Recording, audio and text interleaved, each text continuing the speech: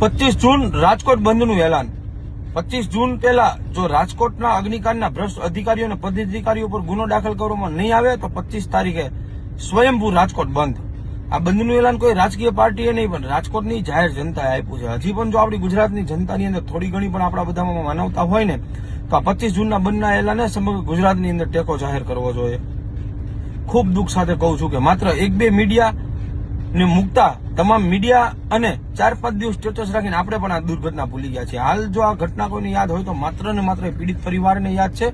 એને તો કેમ ન હોય ભાઈ? જેને પોતાના ફૂલ જેવા બાળકો આગમાં હોમાતા જોયા હોય એ પરિવાર તો કેમ આ વેદના ભૂલી શકે? હાલ આ પીડિત પરિવાર જે કઈ ન્યાય માટે લડત લડે છે એ એમની માટે નહીં પણ ગુજરાતની જનતા માટે લડે છે. ગુજરાતની જનતા માટે એટલા માટે કે આ અગ્નિકાંડના જે કોઈ આરોપી છે એને કોઈ પણ જાતની સજા આપવામાં આવે તો આ પીડિત પરિવારના જે સ્વજનો ખોયા છે એ સ્વજનો પાછા નથી આવવાના. પણ ફરીવાર જો આ આરોપીઓને કડક સજા કરવામાં આવે તો ગુજરાતની અંદર આવી ગોજારા ઘટના નહીં બને અને ફરીવાર આ પીડિત પરિવાર જે દુઃખ ભોગવી રહ્યો છે એ દુઃખ ગુજરાતની કોઈ જનતાએ ન ભોગવવું પડે. એટલા માટે આ પીડિત પરિવાર ન્યાયની માંગ કરે છે.